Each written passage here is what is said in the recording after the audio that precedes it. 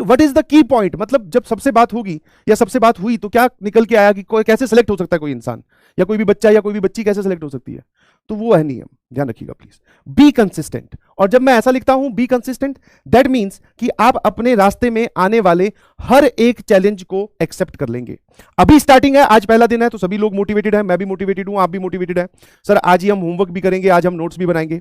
मुद्दा आज का नहीं है, मुद्दा है आज से 2 महीने बाद का, 3 महीने बाद का, जब एक कोई डिफिकल्ट टॉपिक चल रहा होगा, जिस दिन आपके घर पे लोग आए हुए होंगे, जब आपके परिवार में कोई फंक्शन होगा, जब आपका दोस्त आपको टाइम पास करने के लिए कहीं बुला रहा होगा।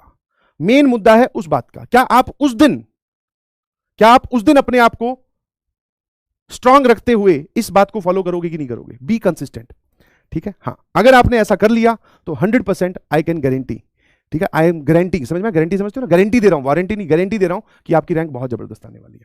कंसिस्टेंट रहना है। कंसिस्टेंट का मतलब कि आपको डेली जो भी लेक्चर हो वो देखना है, नोट्स बनाने हैं, रिवीजन करना है, डीपीपी सॉल्व करनी है और मॉड्यूल प्रैक्टिस करना है। बस ये काम, पांचों काम आपको तीनों सब्जेक्ट में करने हैं। और ये एक बड़ी नेगेटिव सी स्टेटमेंट लिखी हुई है, बट आप इसको पॉजिटिव तरीके से देखो। क्या लिखा हुआ है? दुनिया के सबसे ज्यादा सपने एक ही बात ने तोड़े हैं। और वो कौन सी बात है सर? वो बात है कि कल कर लेंगे। हाँ है ना, वी हैव कल तो आने ही वाला है, तो कल कर लेंगे, क्या दिक्कत है ना? आज नहीं तो कल कर लेंगे। समझ में आएगा नहीं समझ में? बस आपको ये कल पे फुल स्टॉप लगाना है। समझ में आया?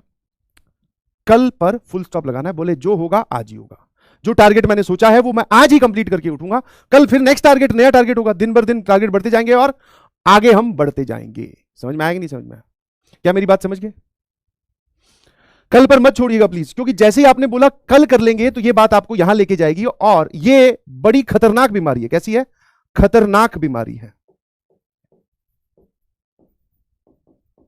ऑनलाइन या कहीं पर भी आप कोचिंग करते हुए बच्चों से पूछोगे तो बोले क्या सिचुएशन है? बोले सर बैकलॉग है। अच्छा, होने क्यों दिया?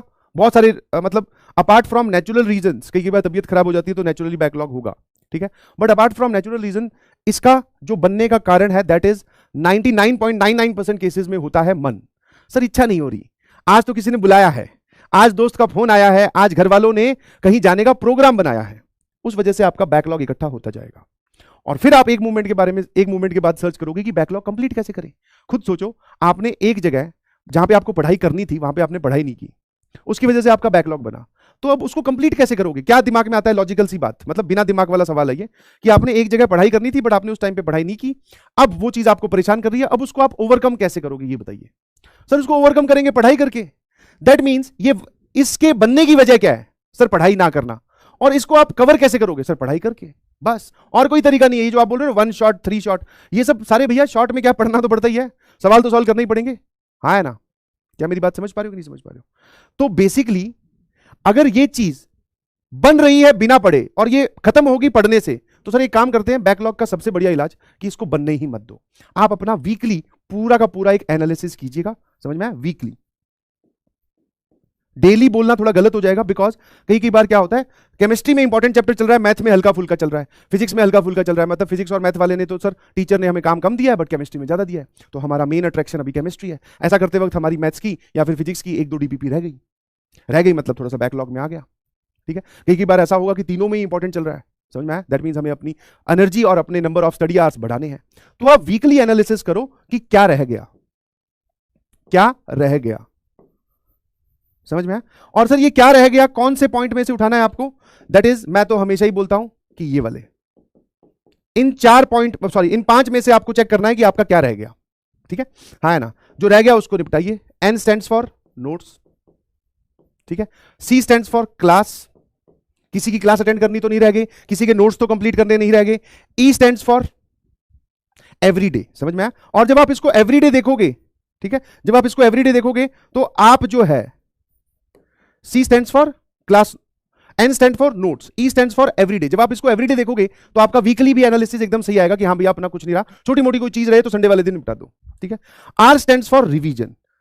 हर क्लास के बाद में आप शाम को अपने नोट्स को देखिए और देख लीजिए सर ने क्या क्या पढ़ाया है। आप अगर क्लास ढंग से अटेंड करते हैं तो जब आप वापस रिवाइज कर रहे होंगे तो आप ध्यान से देखेंगे कि मैं आपको पीछे आपके कानों में बोलता हुआ सुनाई दूंगा। मतलब आज आपने क्लास अटेंड की, शाम को आप इसकी रिवीजन करते हो, तो जैसे जैसे पढ़ रहे होगे ना मन में, तो तुम्हारे दिमाग में एक पैरेलल इमेज चलती होगी कि हाँ यार सर ने ये बताया था, सर ने ऐसा बोला था, ये एग्जांपल दिया था, ये वाली चीज। दैट मींस आपने क्लास बहुत अच्छे से अटेंड किया, अब आप उसको रिवाइज कर रहे हो।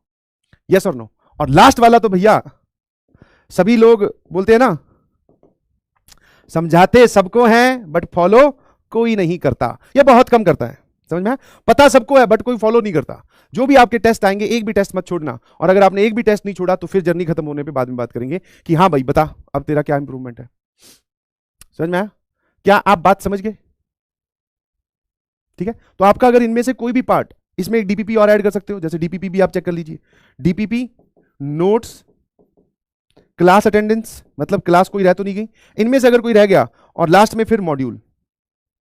इनमें से अगर कुछ रह जाता है तो आप उसको कब निपटाएंगे? सर इसको हम निपटाएंगे संडे वाले दिन, एक्स्ट्रा टाइम निकालकर आपको इसको कंप्लीट करना ही करना है।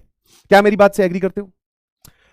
यस और नो? क्या मेरी बात से एग्री करते हो? हाँ ना? अभी बेसिक और फर्स्ट शुरुआत है आपकी, अभी सबका बैकलॉग 0 है, तो मेरी रिक्वेस्ट है बैकलॉग मत बनने दीजिएगा। वीकली आपको एनालिसिस करनी है कि हाँ इस वीक में भैया मैंने क्या पढ़ाई की। ठीक है।